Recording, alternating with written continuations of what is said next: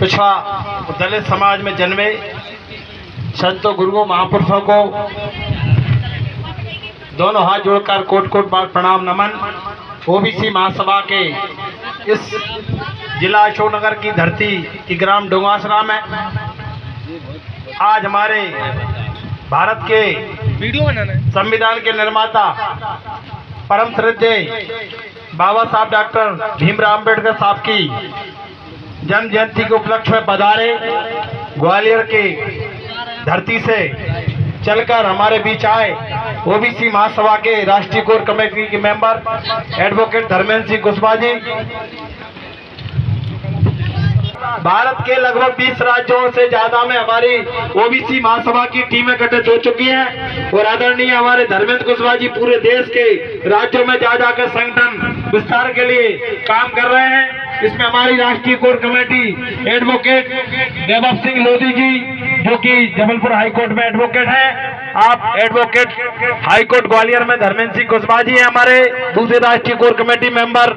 तीसरे हमारे महेंद्र लोधी जी जो हमारे राष्ट्रीय कोर कमेटी के बहुत ऊर्जावान मेंबर हैं। एक हमारे डॉक्टर पुष्पराज सिंह पटेल रीवा के हैं और हमारे विजय कुमार जी ग्वालियर से हैं, अरविंद दांगी जी भोपाल से हैं और हमारी ये 6-7 लोगों की जो टीम है जो पूरे देश में इन्होंने संगठन घूम घूम के तैयार किया है और मैं लगातार मुझे जोड़ा संगठन से लगभग 3 वर्ष हो चुके हैं।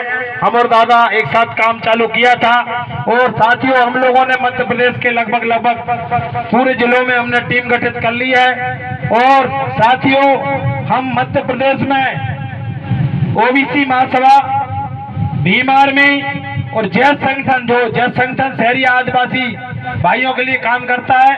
भीम आर्मी हमारी ऐसी समाज के हक अधिकार आरक्षण के लिए लड़ाई लड़ रही है। ओबीसी महासभा हमारे पिछला प्रतिनिधि लोग बाबा साहब की जयंती पर मना रहे हैं। इससे पहले कभी अशोकनगर में ऐसा कार्यक्रम हुआ क्या? तो साथियों क्यों अभी हमारे बहुत सारे वक्ताओं ने बताया इस देश के अंदर जिस दिन से देश आजाद हुआ लेकिन हमारा ओबीसी एससी एसटी समाज अभी आजाद हुआ क्या? ये क्यों हमें एकजुट होने की जरूरत पड़ी?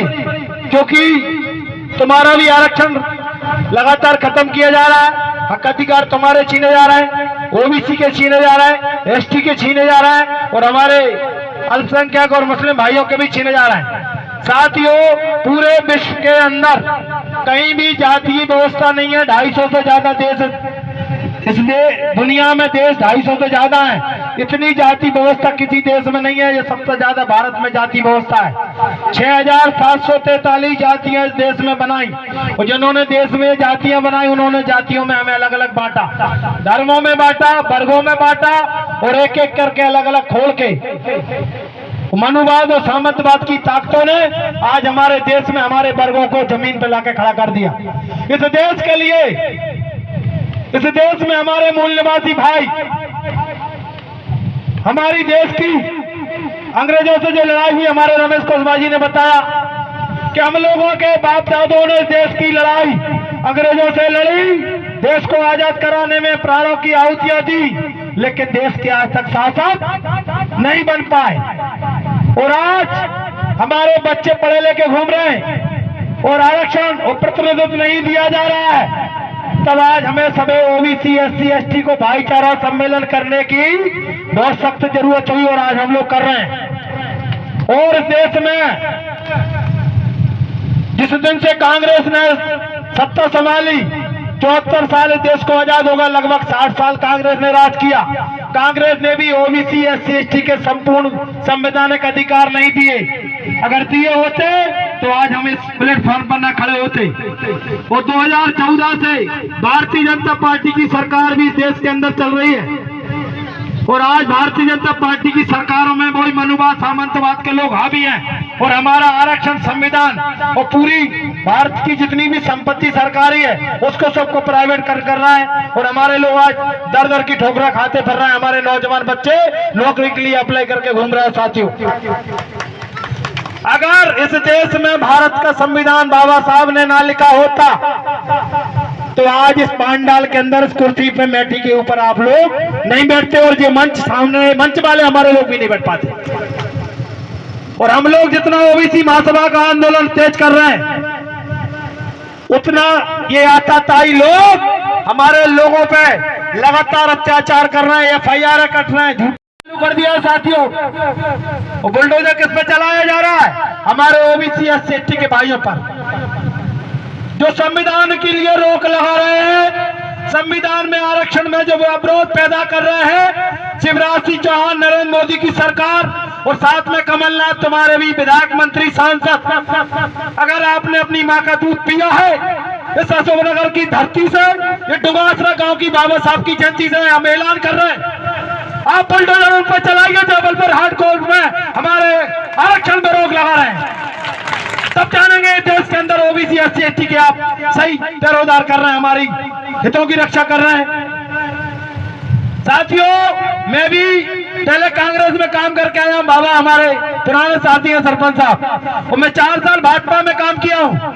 मेरे जीवन के मैंने 14 साल भगवान राम ने वनवास भोगा है, ऐसे ही वनवास मैंने दोनों पार्टियों में भोग के आया हूं। और 3 साल से मैं सिर्फ अपने समाज के हक, अधिकार, आरक्षण, संविधान बचाने के लिए काम कर रहा हूं। वो पूरा मेरा जीवन, अब जो जीवन बचेगा वो हमारे ओबीसी SC ST हमारे माइनॉरिटी के भाइयों के जीवन को पूरा हक, अधिकार दिलाने के लिए मैं बलिदान तैयार हूं चलने के लिए। मुझे सरकार फांसी चढ़ा दे, मेरे प्राणों की आहुति ले ले, लेकिन मैं हक अधिकार के लिए अंतिम समय तक लड़ता रहूंगा। साथियों, आज जिन पार्टियों में हमारे जो लोग बैठे हैं, चाहे वो यादव विधायक, मंत्री, सांसद हो, चाहे इस मध्य प्रदेश की धरती पे कुशवाहा विधायक, मंत्री, सांसद हो, चाहे लोधी समाज की मां भारती प्रहलाद पटेल, जालम सिंह पटेल, पीतम सिंह लोधी, एक से एक बड़े बड़े नेता भाजपा कांग्रेस में विधायक, मंत्री लोधियों के भी हैं, कुर्मियों के भी हैं, गुर्जरों के भी हैं, धाकड़ों के भी हैं, एरवारों के भी हैं, आदिवासियों के भी हैं, और मुस्लिम भाई भी विधायक इस मध्य प्रदेश में है। उसके बाद भी समाजों को हक, अधिकार, आरक्षण क्यों नहीं मिल पा रहा? उसका कारण पता है आपको? उसका कारण ये है कि दोनों पार्टियां, अभी हमारे जीतू भाई बोल रहे थे, दोनों सही बोल रहा हूं कि नहीं मैं? इनको विधायक, मंत्री, सांसद हमारे ओबीसी SC ST के लोग वोट देते हैं, तब संसद में ये घुस पाते हैं। हमारे नारायण प्रजापति जी ने बताया कि 10 बीघा वाला व्यक्ति वोट डाल पाएगा। अगर बाबा साहब ने संविधान न लिखा होता तो तुम राजनीति में हिस्सेदारी ले पाते क्या? तुम्हारी कोई हैसियत औकात बन पाती क्या? तो साथियों, ये देश न हिंदू से चल रहा, न मुसलमान से चल रहा, न सिख से, न ईसाई से चल रहा है। ये तो मजहब है, कोई किसी धर्म को मानो, हमें कोई बुराई नहीं है, लेकिन ये देश बाबा साहब के बनाए संविधान से चल रहा है। और संविधान बचाने का काम, नैतिक जिम्मेदारी किसकी है? संविधान बचाने की जिम्मेदारी हमारी है कि नहीं? अपन घर चलाते हैं तो घर में कुछ रूल्स, कुछ नियम, कुछ संविधान बनाया जाता है कि नहीं? बनाते हैं ना। जिस घर का संविधान और नियम खत्म हो जाता है वो परिवार बर्बाद हो जाता है।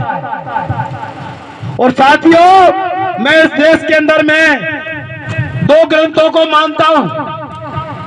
एक ग्रंथ है श्रीमद् भगवत गीता, जो कर्म के आधार पे वैज्ञानिकों ने और नासा के वैज्ञानिकों के साथ साथ पूरी दुनिया जिसको मान रही है, वो है श्रीमद् भगवत गीता।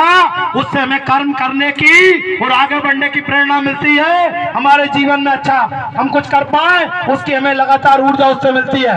और दूसरा पावन ग्रंथ इस भारत का संविधान है, जिसको विश्व के सैकड़ों देशों ने माना है। आप लोग भी मानते हैं, दोनों ग्रंथों को मानते हैं कि नहीं? एक ही श्रीमद् भगवत गीता, जब अदालत के अंदर मजिस्ट्रेट न्याय सुनाता है, उससे पहले जब गवाही और साक्ष्य प्रस्तुत करता है, हमारे वकील साहब धर्मेंद्र कुशवाहा जी, वीरेंद्र सिंह, 2 हमारे एडवोकेट बैठे हैं, जब मजिस्ट्रेट डाइट पे खड़ा करता है वहां, तो क्या किसकी शपथ दिलाता है? कि मैं भगवत गीता की शपथ लेता हूं कि जो बोलूंगा सच बोलूंगा, जिसको कानून ने माना है, विज्ञान ने माना है, और आप पढ़ के देखिए आपके जीवन में गीता पढ़ने से बहुत बड़ा परिवर्तन होगा।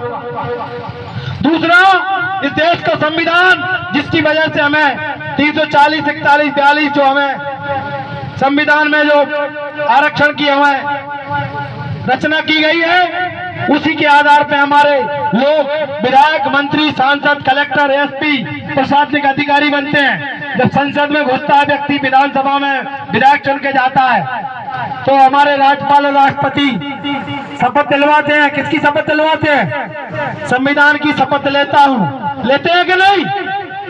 इन दोनों ग्रंथों को बचाने की नैतिक जिम्मेदारी हमारी है, और आज हमारा जीवन संघर्ष में गुजर रहा है। आने वाला समय, हम पढ़े लिखे लोग हैं, तर्क संगत बात करते हैं। आने वाला समय आपके बच्चों का भविष्य अंधकारमय है, ये बात आप नोट कर लीजिए। जब आरक्षण खत्म हो जाएगा, नौकरियां खत्म हो जाएंगी, संवैधानिक व्यवस्था खत्म हो जाएगी, और मनुवाद जब हावी होगा, तो आपके बच्चे कटोरा हाथ में लेके क्या मांगेंगे? तो भीख भी मिली कि नहीं, इसकी गारंटी है क्या?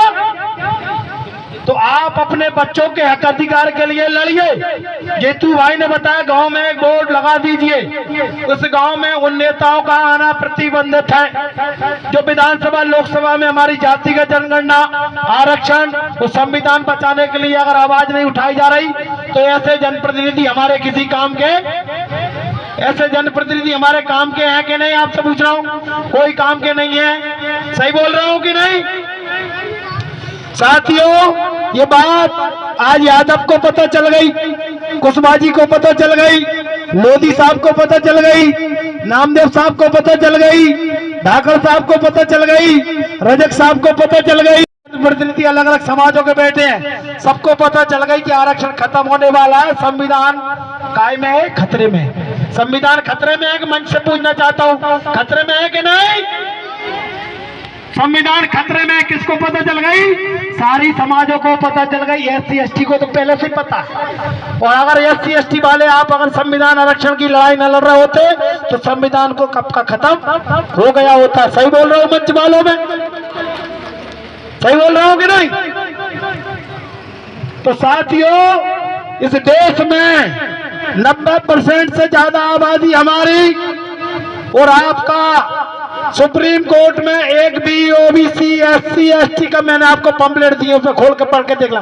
पंपलेट में लगे सबको, उसमें घर पे बैठ के पढ़ना और अपने बच्चों को देना।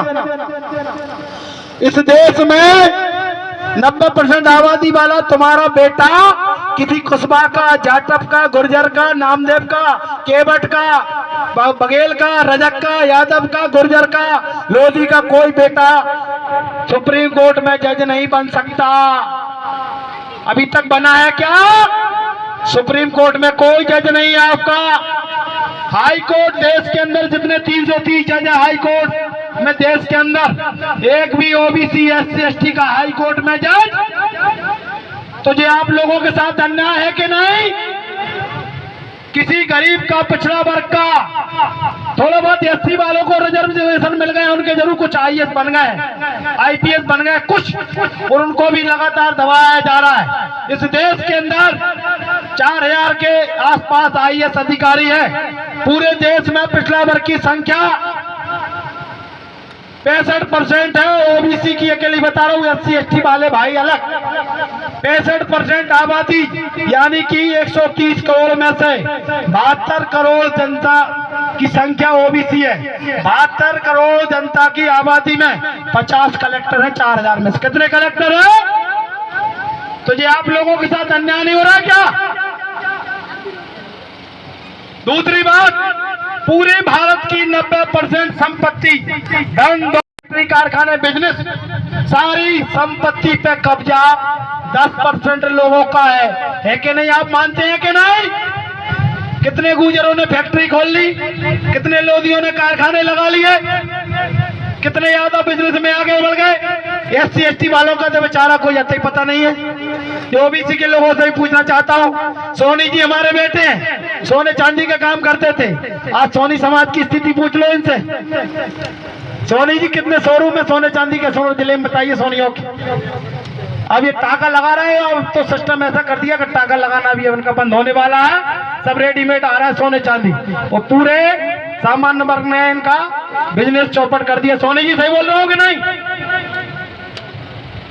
हमारे जो किसान भाई हैं, मैं भी किसान का बेटा हूँ, छोटे से किसान परिवार में जन्म लिया, पढ़ लिख के आज मैं डॉक्टर बन के आज आपके बीच में हूँ।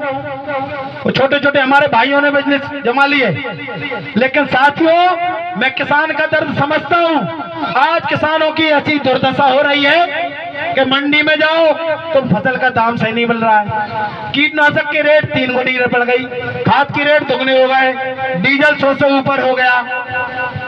25 साल पहले ट्रैक्टर 1 लाख का आता, 6 लाख का ट्रैक्टर आ रहा है। 25 साल पहले चना 5200 बिकते थे, आज चना 4200 बिक रहा है। 1 लीटर बिस्लरी का पानी 20 रुपए में मिल रहा है। ये बिस्लरी की फैक्ट्री किसी SC ST OBC भाई की है क्या? मुझे एक ऐसा रास्ता बता दो, मैं धार के बोल रहा हूँ, सरकार से भी और समाज के ठेकेदारों से भी,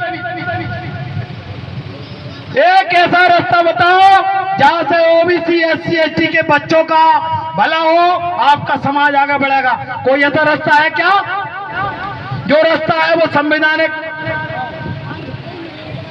पदों पे बैठने के बाद बनता है, वो संवैधानिक पदों पे आपके लोग नहीं, संसद में कोई आपका नहीं है, विधानसभा में कोई आपकी आवाज उठाने वाला नहीं है। अगर कांग्रेस का व्यक्ति आवाज उठाएगा तो कमलनाथ नाराज हो जाएगा, दिग्विजय सिंह नाराज हो जाएगा, अगली बार कांग्रेस का पत्ता साफ हो जाएगा, टिकट नहीं मिलेगा उसे। उसकी विधायकी की चिंता है, तुम्हारे हक अधिकार आरक्षण संविधान की चिंता नहीं है। सही बोल रहा हूं कि नहीं? अगर भारतीय जनता पार्टी के कोई नेता, मंत्री, विधायक, सांसद लोकसभा में आवाज उठाएगा या विधानसभा में आवाज उठाएगा तो BD शर्मा, शिवराज सिंह चौहान और JP नड्डा में शाह नाराज हो जाएगा, मोदी।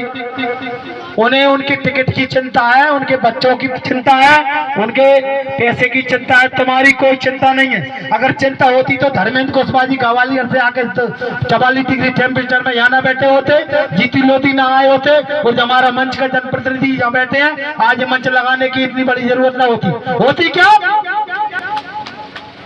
देखो राजनीति में एक चीज और है, राजनीति में मुद्दे होना चाहिए। 370 का मुद्दा खत्म, राम मंदिर का मुद्दा खत्म, और कांग्रेस का गरीबी हटाओ का मुद्दा बहुत पहले खत्म हो गया। कांग्रेस गरीबी थी नहीं हटा पाई, लेकिन बहुत गरीबों को जरूर हटा गई। सही बोल रहा हूं कि नहीं? अब चूंकि पढ़ी लिखी हमारी नौजवान टीम बैठी है, मैं आप लोगों से कहूंगा, आप नेट चला रहे हैं, व्हाट्सएप चला रहे हैं, फेसबुक और मीडिया में पत्रकार बंधु यहाँ हमारे बैठे हैं, जो मुद्दे हम बोल रहे हैं, आज मेरी ये वीडियो बनाई है। आज 14 अप्रैल 2022 को अशोकनगर जिले की ग्राम डुगवासरा की इस पावन भूमि से मैं ऐलान कर रहा हूं, अब देश के अंदर सब कुछ तय करने वाली कौन सी टीम है? ये OBC महासभा की टीम ही सब कुछ तय करेगी देश के अंदर क्या हो रहा है। हम ऐसे मुद्दे लेकर आए हैं कि दोनों पार्टियों की दुकान में ताला लगेगा क्या नहीं। और एक चेतावनी भी दे रहा हूं, सुनो JP नड्डा, सुनो नरेंद्र मोदी, सुनो शिवराज, सुनो BD शर्मा, अगर हमारे मुद्दे आपने अगर पूरे नहीं किए तो भारतीय जनता पार्टी का नेता नाबूद उखाड़ के फेंक देंगे। ये मंच से ऐलान कर रहे हैं हम लोग। और सुनो कमलनाथ, सुनो राहुल गांधी, 74 सालों का देश आजाद हुए, सबसे ज्यादा कांग्रेस ने देश में राज किया, उसके बाद भी हमारे हक अधिकार और आरक्षण, हमारा प्रतिनिधित्व हमें नहीं दिया गया, तो भारतीय जनता पार्टी से ज्यादा दोषी कांग्रेस है कि नहीं? तो ऐसी कांग्रेस को भी उखाड़ के फेंक देंगे, क्योंकि कांग्रेस भी हमारे 2 राज्यों में वर्तमान में सरकार में है। इधर छत्तीसगढ़ में भूपेश बघेल बैठे हैं, उधर राजस्थान में गहलोत साहब बैठे हैं। आप उधर मुद्दे पूरे कर दो तो हम कांग्रेस की सरकार बनवाए, भारतीय जनता पार्टी मुद्दे पूरी कर दे तो हम भारतीय जनता पार्टी की सरकार बनवाए। अगर दोनों पार्टी अगर मुद्दे पूरे नहीं करेगी तो माला फेरेंगे क्या? माला फेरोगे क्या? अपनी औलाद को पॉइजन जहर देते ना, जहर दोगे क्या? अरे 74 साल हो गए, पिछवाड़े में लगते गल रहे हैं, अब तो जग जाओ। अभी भी नहीं जग रहा क्या? यहाँ पे इस गांव में कुशबा समाज और बघेल समाज और हमारे जाटो समाज के लोग ज्यादा रहते हैं। मैं कहना चाहता हूँ आप डॉक्टर भीमराव अम्बेडकर के वंशज हैं, जिन्होंने संविधान बचाया, उसमें वोट डालने का अधिकार दिलाया। लिए कृत संकल्पित है कि नहीं? जाट समाज के लोगों को पूछना चाहता हूँ, कृत संकल्पित है? बघेल समाज का बहुत बड़ा इतिहास रहा है। रानी देवी अहिल्याबाई होलकर को पढ़ा है। बघेल समाज के कितने लोग बैठे? हाथ ऊंचे करें जरा। बघेल समाज की रानी हमारी अहिल्याबाई होलकर को पढ़ा है कि नहीं? आपने पढ़ा है? उन्होंने समाज के लिए क्या किया है? उनके वंशज हैं, जो उन्होंने काम किया है, आप उनके पच्चनों पे चलकर संविधान की रक्षा भी करो, अपने बच्चों के हक अधिकार के लिए लड़ो, और सामाजिक व्यवस्था का ताना बाना बनाने के लिए सभी को संकल्पित होकर लड़ाई लड़ना पड़ेगा। तो इसलिए हमारे यहाँ कुशबा समाज बहुत है।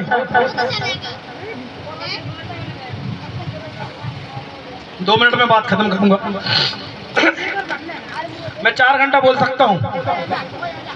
साथियों, ये पीछे चित्र लगा है सम्राट अशोक। सम्राट अशोक चंद्रगुप्त मौर्य के लड़के, बिंदुसार के लड़के थे।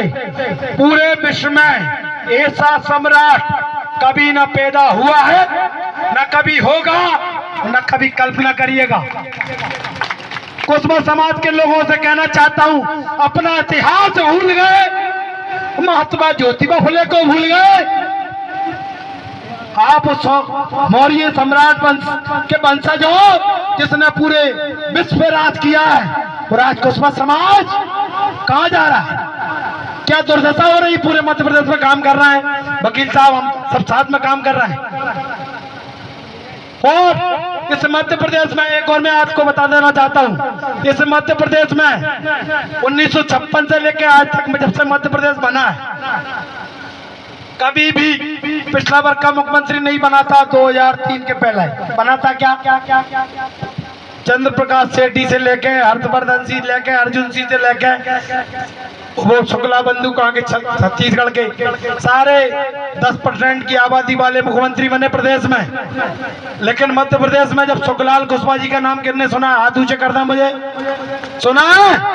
सुखलाल कुशवाहा सतना की माटी के वो लाल थे जिन्होंने 100 गाड़ियों के काफिले के साथ पूरे मध्य प्रदेश में एक यात्रा निकाली थी, और 2 मुख्यमंत्री को सांसद में हराया था, अर्जुन सिंह और एक ठाकुर भी, कौन से वीरेंद्र सिंह थे, कौन थे? वीरेंद्र कुमार सकलेचा। उस समय उन्होंने एक नारा दिया था कि मध्य प्रदेश की मजबूरी है, वो पिछले वर्ग का मुख्यमंत्री बहुत जरूरी है। दिया था कि नहीं? और वो बात भारतीय जनता पार्टी पकड़ गई, उमा भारती को ले आई, ओबीसी चेहरा, संत चेहरा, क्रांतिकारी। और साथियों, भारतीय जनता पार्टी ने मध्य प्रदेश में सरकार बना ली, लेकिन उमा भारती को बचा नहीं पाए, क्योंकि मध्य प्रदेश में जब से 1992 से आरक्षण लागू हुआ है, इस मध्य प्रदेश में भारत ऐसा इकलौता राज्य, पूरे देश में 27% आरक्षण मिल रहा है। 1992 से लेकर 30 साल पहले से कितना मिल रहा है? 27%। मध्य प्रदेश ऐसा इकलौता राज्य है जो 14% आरक्षण दे रहा है। जानकारी है कि नहीं? उमा भारती ने 27% की फाइल बढ़ाई, तो हुबली कांड में उनको सीएम की कुर्सी गंवानी पड़ी, और आज पत्थर फेंक रही। दिग्विजय सिंह को कुर्सी से किसने फेंका? उमा भारती ने। किसकी दम पे? हमारी दम पे। और आज क्या फेंक रही? पत्थर। और उसके बाद माननीय बाबूलाल गौर को जाते जाते वहां जी बना गई, उन्होंने भी 27% की फाइल उठाई। नारायण सिंह दादा उनके पुराने संघर्ष के साथी हैं, दीदी के। उमा भारती जी के बाद बाबूलाल गौर साहब ने भी 27% की लड़ाई लड़ी, उनको भी ठिकाने लगाया गया। उसके बाद कौन मामा बोला इसको? कंस मामा तो नहीं बोल सकते, सबसे खतरनाक मामा कौन था? सकनी मामा। सकनी मामा को लेके आज सकनी मामा इतना ढोमी है, इतना झूठा है, इतना बहरूपिया है, डेली कुछ ना कुछ झूठ बोल रहा है। और अब तो ओबीसी के नाम से उसको रात को नींद नहीं आती। न ओबीसी महासभा कई लोग मिल रहे हैं, ज्ञापन दे रहे हैं, तो हड़बड़ा जाता है, घबरा जाता है, और मामा तो अपनी कुर्सी बचा रहा है। मामा की कोई औकात मध्य प्रदेश में नहीं है, निर्णय नहीं ले सकता जब तक नागपुर से कानून नहीं आएगा, और बीडी शर्मा, नरोत्तम मिश्रा और नागपुर की चिट्ठी नहीं आएगी, जब तक मामा कोई निर्णय नहीं ले सकता। अगर निर्णय लेता तो ओबीसी महासभा जो मुद्दे आपके बीच में नहीं लाती, बहुत पहले मुद्दे खत्म हो जाते। तो साथियों, मध्य प्रदेश में बान समाज है जो वर्ग में आती है और आबादी है। मध्य प्रदेश में 2011 में जो जनगणना हुई थी उसके हिसाब से 2011 की जनगणना के अनुसार 51% थी। और आज अगर जनगणना, अभी जीतू भाई ने बताया कि बहुत बड़ा मुद्दा है, इसमें कुत्तों की, बिल्ली की, जानवरों की, कबूतरों की, पेड़ों की गिनती हो रही है, लेकिन पिछड़ों की गिनती नहीं हो रही है। तो हम जाति की जनगणना होगी तो उसमें क्या पर संघर्ष की कहानी नहीं बनेगी। जिस समाज की जितनी संख्या होगी उसको उस समाज का प्रतिनिधित्व मिलेगा और हमें आपस में भाईचारा बनेगा। लेकिन सरकार जाति की जनगणना नहीं करा रही। हमारी मध्य प्रदेश में आज जनगणना हो जाए तो 54% ओबीसी है, 16% हमारे छोटे भाई एससी के हैं, 21.6% एसटी है और 8% जिनकी संख्या है पूरे मंत्री भी, पूरे विधायक 50% से ज्यादा वही, पूरे मध्य प्रदेश में 2 पिछड़ा वर्ग के कलेक्टर, पूरे मध्य प्रदेश में 4 ओबीसी के हमारे एसपी, कमिश्नर एक भी नहीं। वो सुप्रीम कोर्ट ने खत्म कर दिया था, लेकिन जनता जब समर्थन में सड़कों पे आई तो क्या फैसला बदला कि नहीं बदला? ऐसी दुनिया में कोई समस्या नहीं है जिसका कोई ना कोई समाधान ना हो। समाधान है कि नहीं? समाधान डुमासरा की पंचायत में लगा के नहीं हो सकता। क्या होगा? भोपाल श्यामलाल में विधानसभा में और देश की संसद में होगा कि नहीं? तो जिनमें हम जिनको भेज रहे हैं ये उनकी नैतिक जिम्मेदारी है। अभी ओबीसी महासभा ने पूरे हमारे मध्य प्रदेश के सांसदों को ज्ञापन दिए, मुख्यमंत्री को ज्ञापन दिए, पूरे मंत्रियों को ज्ञापन दिए, पूरे 10% 3 दिन के अंदर प्रस्ताव पारित होकर राष्ट्रपति की मोहर लगकर कानून बन सकता है। तो ओबीसी का भी 52% की आबादी का जो 340 अनुच्छेद में प्रावधान है वो भी लोकसभा राज्यसभा में राष्ट्रपति की मोहर 3 दिन के अंदर लग सकती है कि नहीं? ये किसको करना है? सांसद, विधायक, मंत्रियों को करना है कि नहीं? ये आवाज नीचे से आना चाहिए। कहां से आना चाहिए? गांव से, गली से, मोहल्ले से, कस्बों से, तहसीलों से, जिलों से, प्रदेश के बाद देश में। हमारी लड़ाई है कि जिसकी जितनी संख्या भारी उसकी उतनी नहीं किसी से भीख मांगते। हम अपना निकलो घर मकानों से, जंग लड़ो।